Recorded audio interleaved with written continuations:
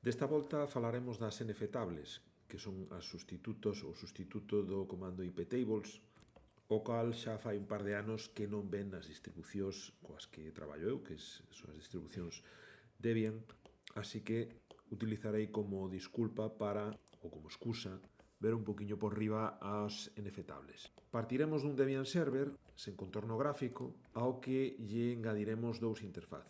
Teremos o primeiro interface en NAT e o segundo interface meterémolo nunha rede interna. Así que o primeiro que faremos será configurar as interfaces correctamente. Unha vez arrincada a máquina e iniciada a sesión como a root, procedemos a configurar o ficheiro de interfaces en Debian, que sería o ficheiro etc network interfaces. Vemos que xa temos un interfaz configurado que é o M0S3, vale? Que está é o que temos en NAT, está en DHCP. Temos que configurar o outro interfaz. Como non sabemos o nome, facemos unha consulta e vemos que sería o M0S8. Non comento cal é a configuración porque xa o tedes en outros vídeos. O único que indicarei é que, bueno, pues lle puxemos a interfaz dentro da rede 172.16.100 e puxemos de a 1. Guardamos os cambios, reiniciamos o servicio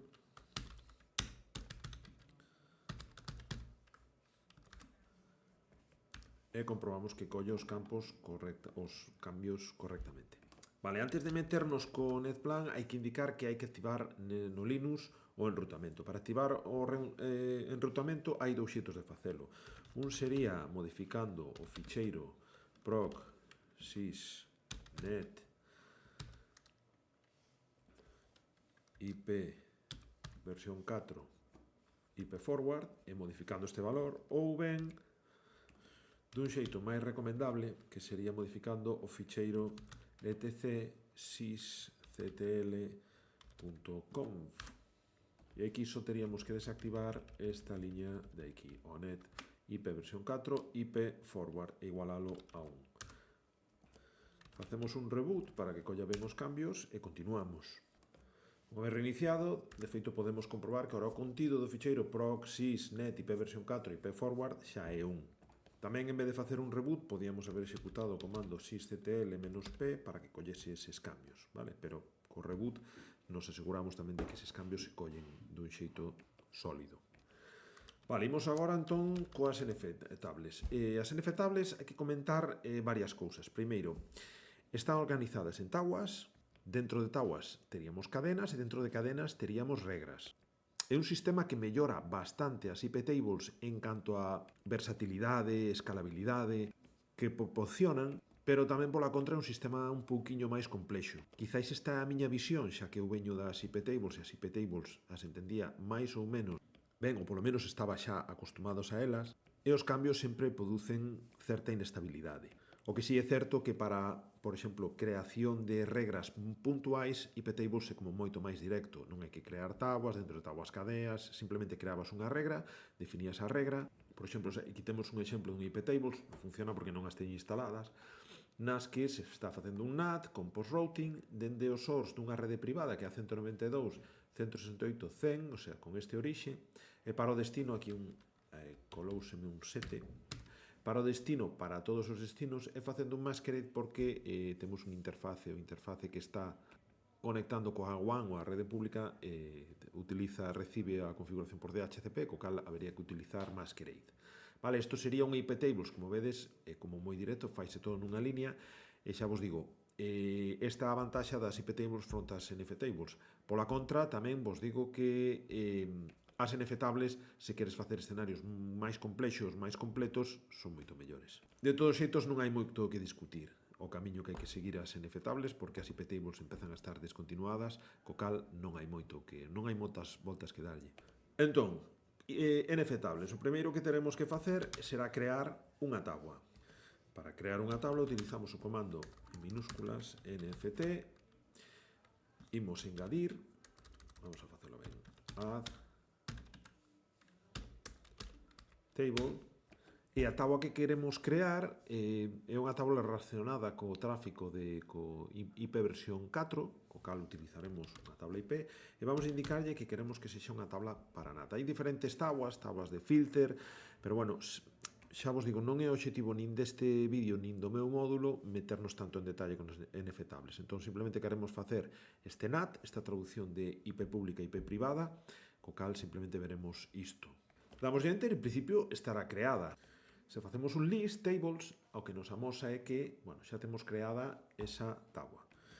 Agora encadiremos a cadea. Para ello volvemos co comando nft, co parámetro add, e lle dicimos que queremos engadir unha cadea, un chain. Hai que indicarlle a familia da táboa coa que vamos a traballar. Entón, nos indicamos outra vez que utilizaremos IP, porque queremos xestionar tráfico IP versión 4, e a familia, lembrade, a táboa NAT. E poñemos un nome, post enrutado.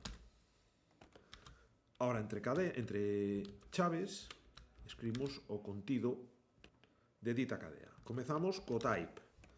O type será NAT, e ahora vería que engadirlle o hook ou anclaxe. Que é isto de hook ou anclaxe? Lembrade, estamos vendo dun xeito bastante por riba, vale? Entón, este hook sería realmente o que queremos facer. Se un pre-routing, un input, un forward, un post-routing ou un output.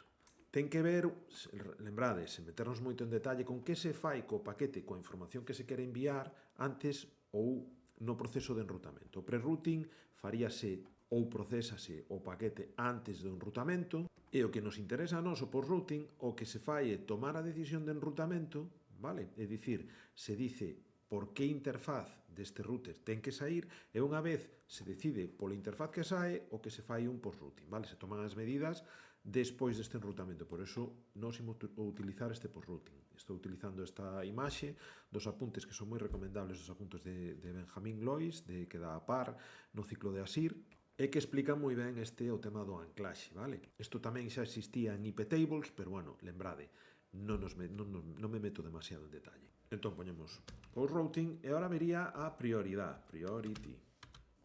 A estas regras hai que poñerlle, estas cadeas hai que poñerlle unha prioridade. E xa están definidas estas prioridades nesta táboa que vemos aquí, tamén sacada dos apuntes de Benjamín, vale? A que nos interesa é o post-routing, vale? E temos que poñerlle unha prioridade CEN ou prioridade SRC NAT. Co cal, teríamos que poñerlle aquí ou un CEN ou ben un SRC NAT. Calquera des dous son equivalentes.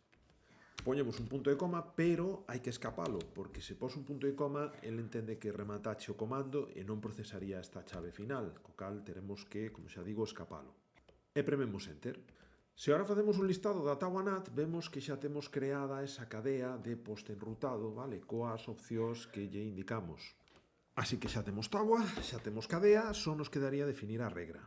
E para engadir a regra, volvemos a utilizar o comando nft add, pero neste caso xa facemos unha regla, unha rule. Vale, queremos que sexa unha rule NAT e poñemos o nome que lle puxemos, post enrutado. Indicamos que para tráfico IP versión 4 e para o enderezo de orixe, SA source address, que teña de orixe a enderezo a rede privada, é dicir, calquera enderezo da rede 172.16.100, e que faga un masquerade, porque xa comentei que temos masquerade, porque xa comentei que temos o interfaz da rede pública ou outra interfaz con DHCP. Prememos Enter e se volvemos a facer a amosar o enrutado, a táboa NAT, podemos ver tanto a regra como a cadea. E xa estaría configurado. Agora, se nos abrimos un cliente coa configuración axeitada, é dicir, cun interfaz de rede, témolo aquí arriba, cun interfaz de rede na rede 172.16.100, bueno, cunha IP 172.16.110, vale? Vemos que podemos facer un ping ao interfaz de rede do router desa mesma rede, vale? E tamén temos saída a internet, vale? Gracias a estas regras e gracias a activar o enrutamento na máquina servidor. Lembrade que a configuración ten que ser correcta e lembrade de meter o gateway, porque senón non saberá a quen reenviar estes paquetes que están fora do alcance, fora da entrega directa, é dicir, que están fora da rede interna. O único problema que teríamos é que se facemos un reinicio na máquina servidor, todos estes cambios se perderían, vale? Co cal, o que teríamos que facer é engadir estes cambios, facer un nft list rule set, vale, engadilos ao ficheiro etc nftables.conf para que estes cambios sexan permanentes. E así podemos ver como os cambios, a táboa engadida de NAT, con nosa cadea e con nosa regra, xa están agregados a dito ficheiro, co cal, a partir de agora, deberían ser permanentes. Tamén aparece a táboa filter, pero xa dixen que non nos meteremos con ela.